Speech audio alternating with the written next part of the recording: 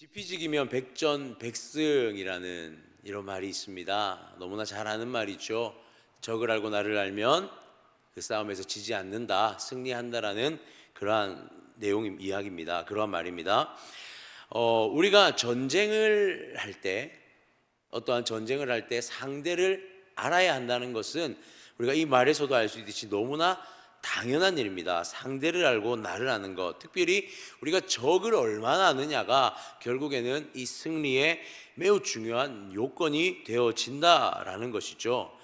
그 승리를 위해서 오늘 여호수아도 이 여리고를 향하여서 정탐꾼을 보내게 됩니다. 이 가나안 땅으로 들어가는 데 있어서 첫 전쟁, 여리고와의 전투는 아마도 여호수아에게 굉장히 큰 기대감 또는 굉장히 중요한 전쟁이라는 사실을 분명히 인지하고 있었을 것이고, 그것을 위해서 정탐꾼을 보내게 되는 것이죠.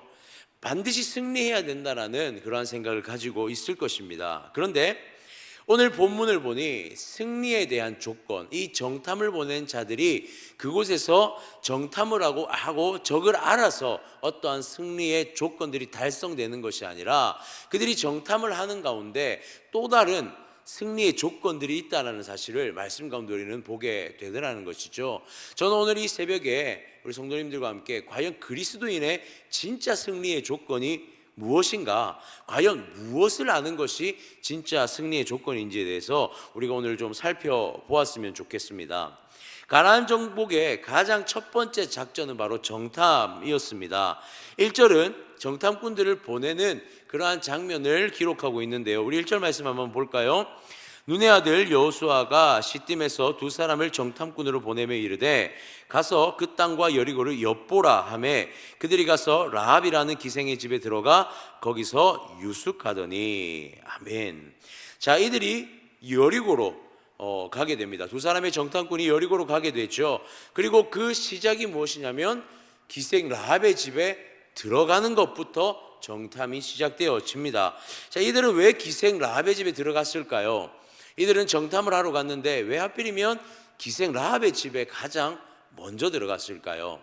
그것은 아마도 이 기생 라합의 집은 많은 사람들이 모이는 어떠한 여관, 술집 이 정도로 이해하면 좋을 것 같습니다. 더 깊은 이해가 있을 수 있겠지만 이 기생 라합이라는 여인의 집은 많은 정보를 얻을 수도 있고, 그리고 여리고를 들어갔을 때 가장 그들이 접하기 가장 안전하고 쉬운 곳이 아니었을까 생각하게 되어집니다. 엄밀히 따지면 정탐꾼의 입장에서 그곳에서 정보를 모으는 것은 그들의 꾀이고 그들의 생각에 매우 적합한 어떤 지혜를 낸 장면이라 볼 수 있는 것이죠. 많은 정보를 모을 수 있는 장소라고 판단했을 것입니다. 자, 그런데 2절을 보니 그들의 생각이 전혀 그들의 정탐에 도움이 되지 않았다는 사실이 2절에 바로 드러나게 됩니다. 2절을 다시 볼까요? 어떤 사람이 여리고 왕에게 말하여 이르되 보소서 이 밤에 이스라엘 자손 중에 몇 사람이 이 땅을 정탐하러 이리로 들어왔나이다.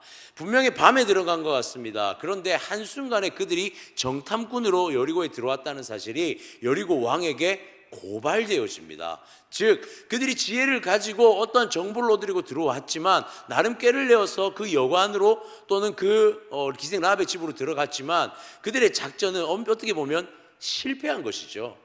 여리고를 들어가자마자 그들은 정체를 들키게 되고 위기에 처하게 되어집니다. 3절에 보니 곧바로 여리고의 왕은 군사를 보내서 이 정탐꾼들을 잡게 하고 있는 장면이 나오게 되는 것이죠. 이때 하나님의 역사, 하나님의 일하심이 이때 드러난다는 것을 우리는 보게 됩니다. 4절을 볼까요? 그 여인이 그 두 사람을 이미 숨긴지라 이르되 과연 그 사람들이 내게서 왔었으나 그들이 어디서 왔는지 나는 알지 못하였고. 기생 라합은 분명히 여리고 사람입니다. 그는 가나안의 사람이자 여리고의 사람이었습니다. 그런데 그는 여리고의 왕의 군사들이 이 두 정탐꾼을 잡으러 왔다는 사실을 알고 어떠한 행동을 취하고 있습니까? 이 두 사람을 숨겨주고 있는 그러한 행동을 취하고 있더라는 것입니다. 두 사람 정탐꾼의 작전은 어쩌면 실패할 수 있는 상황이었고, 이 두 사람 정탐꾼의 어떠한 자신들의 꾀와 생각은 실패할 수밖에 없는 상황에 봉착했습니다. 그런데 이때 하나님은 누구를 통해서 이들을 위기 가운데서 건져내시고 이 정탐의 작전을 성공하게 하시냐면 바로 이 기생 라합이라는 한 여인을 통해 이 정탐의 작전들이 실패하지 않고 더 이어져 갈 수 있도록 하나님은 일하고 계시더라라는 사실입니다. 야고보서 2장 25절에서는 이 기생 라합의 행동에 대해서 이렇게 기록하고 있습니다. 또 이와 같이 기생 라합이 사자들을 접대하여 다른 길로 나가게 할 때에 행함으로 의롭다 하심을 받은 것이 아니냐. 기생 라합의 행동을 성경은 무엇이라고 증언하냐면 그 행동을 믿음의 행동이다라고 증언하고 있습니다. 즉 하나님께서 기생 라합이라는 한 여인의 믿음의 행동을 통하여서 지금 이 정탐의 모든 일들이 이루어지게 하는 믿음의 한 사람의 행동을 통하여서 이 사역이 이루어지고 있는 것을 보게 하더라는 사실입니다.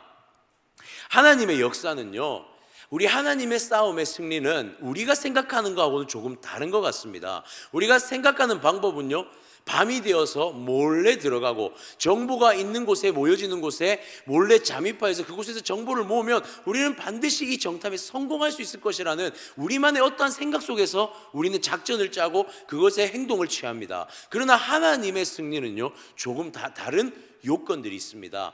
한순간에 그것들이 무너질 때 하나님은 어떻게 일하시냐면 하나님을 믿는 한 사람을 통해서 그 믿음을 통하여 그 일들이 이루어지게 하시더라는 사실이에요. 적을 알고 나를 알면이 아니라 하나님을 아는 자에게, 하나님을 믿는 자에게 하나님의 승리가 온다는 사실을 하나님은 그것을 이 정탐 가운데서 드러내고 있더라라는 사실입니다.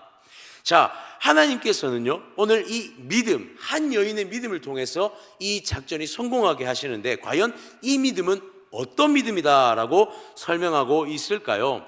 오늘 8절에서 10절을 보니 이 믿음에 대해서 이렇게 설명하고 있습니다. 8절에서 10절을 보니 또 그들이 눕기 전에 라합이 지붕에 올라가서 그들에게 이르러 말하되 여호와께서 이 땅을 너희에게 주신 줄을 내가 아노라. 우리가 너희를 심히 두려워하고 이 땅 주민들이 다 너희 앞에 간담이 녹나니 이는 너희가 애굽에서 나올 때에 여호와께서 너희 앞에서 홍해 물을 마르게 하신 일과 너희가 요단 저쪽에 있는 아모리 사람의 두 왕 시온과 오기게 행한 일 곧 그들을 전멸시킨 일을 우리가 들었음이니라. 아멘. 라합이 어떤 하나님을 믿고 있습니까? 라합은요, 두 눈으로 발견한 하나님을 믿는 게 아니라는 사실을 라합의 고백 가운데 볼 수가 있습니다. 라합은 하나님이 광야 가운데서 행하셨던 그 일을 듣고 들음을 통하여서 그것을 믿고 있는 것을 보게 되어지는 것이죠. 들음을 통하여 믿는 하나님을 향한 그 믿음, 그 들음이 눈으로 발견하고 목도하지는 못했지만 그 들음을 통하여 믿는 그 믿음이 그 여인의 마음에 확신으로 다가왔고 그 믿음을 통하여 하나님을 믿는 믿음이 그 행동을 드러나게 했으며 그 믿음을 통하여서 자신도 살았지만 그 정탐꾼이 살게 되어지고 그 작전이 계속해서 이어져 나가는 그러한 결과로 나타나는 것을 보게 하더라는 사실입니다. 하나님을 이 라합이라는 여인은 하나님에 대한 소식을 들었습니다. 그리고 이 말씀에 보면 여인뿐만이 아니라 여리고의 많은 사람들이 하나님의 행하신 일을 분명히 같이 들었습니다. 그런데 이 여인은 그 들음에 대해서 무엇을 발견하냐면 그저 하나님이 두렵고 떨리는 하나님이 아니라 하나님은 구원의 하나님이라는 사실을 그 들음에서 확신했다라는 것이죠. 그리고 그 하나님을 자신이 선택할 때, 그 하나님을 믿을 때에 그 가운데서 자신과 자신의 가족 또한 구원받을 수 있다는 사실을 이 여인은 믿었다라는 사실입니다. 그리고 그 믿음에 대한 행동이 그 정탐꾼을 숨겨준 행동으로 드러났고 이것이 바로 구원의 하나님의 승리를 경험하는 그 작전이 성공하는 그러한 상황으로 결과로 드러났다라는 사실이죠. 그 라합이라는 한 여인이 정탐꾼을 숨겨준 이유, 그것은 구원의 하나님께서 자신들을 구원하고 자신들을 반드시 구출할 거라는 사실을 믿었다라는 것이고, 이 믿음을 통하여 하나님의 은혜가 그 가정 가운데 임했다라는 사실을 그 믿음을 통하여 드러나고 있다라는 사실입니다. 특별히 라합은 오늘 그 믿음을 가지고 이 두 정탐꾼과 언약을, 약속을 맺게 되는데요. 14절 말씀을 함께 보겠습니다. 그 사람들이 그에게 이르되 내가 우리의 이 일을 누설하지 아니하면 우리의 목숨으로 너희를 대신할 것이요 여호와께서 우리에게 이 땅을 주실 때에는 인자하고 진실하게 너를 대우하리라. 아멘. 여기서 보니 인자와 진실, 이 헤세드와 에메트라는 단어를 가지고 서로 약속을 맺는 것을 보게 되는데요.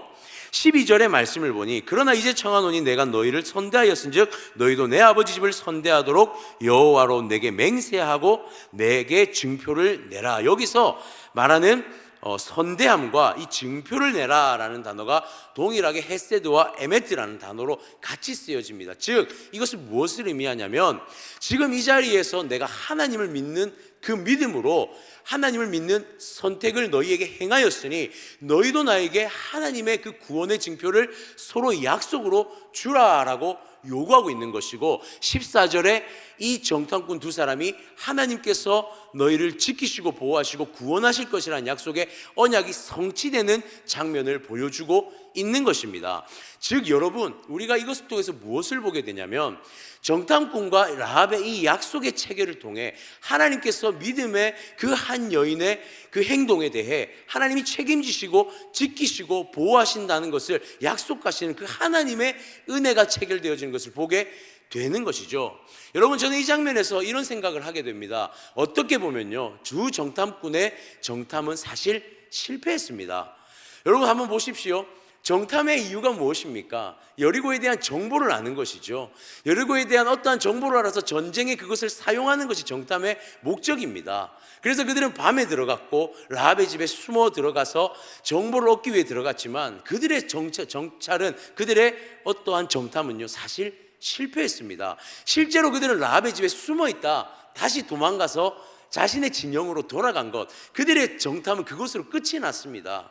그런데 이 정탐의 결과가 어떻습니까? 하나님의 구원의 확신만이 가득 차 있지 않습니까? 하나님의 전쟁의 승리만이 가득 차 있지 않습니까? 마치 이들의 대화 속에서 실패한 정탐 안에서 무엇들이 오고 가고 있습니까? 하나님이 이 전쟁을 승리하게 하신다는 확신들이 오고 가고 있습니다.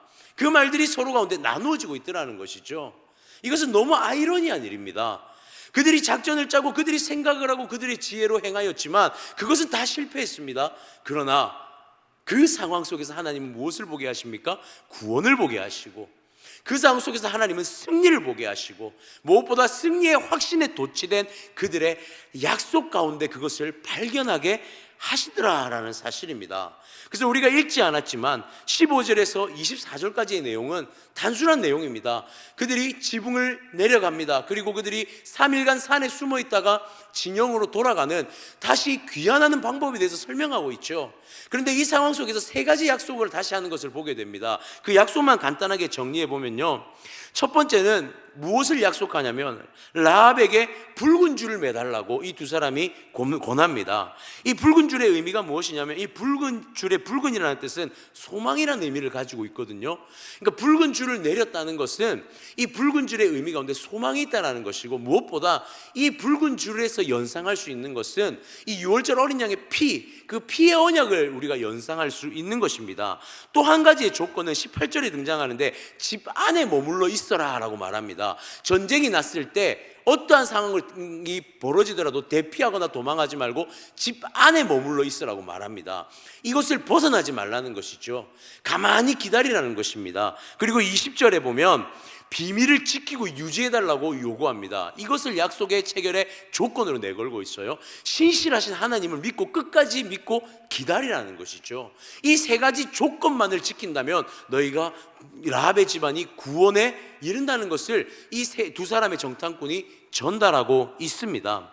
승리의 확신이요 그들 가운데 가득했습니다. 그런데 그 승리가 확신 가운데 바로 다가오지는 않습니다. 언제죠? 전쟁이 시작되어지고 전쟁이 끝날 때까지 기다려야 합니다. 그러나 이들은 이 기다림을 가질 수 있는 확신이 있습니다. 무엇이 그 기다림을 확신하게 하죠?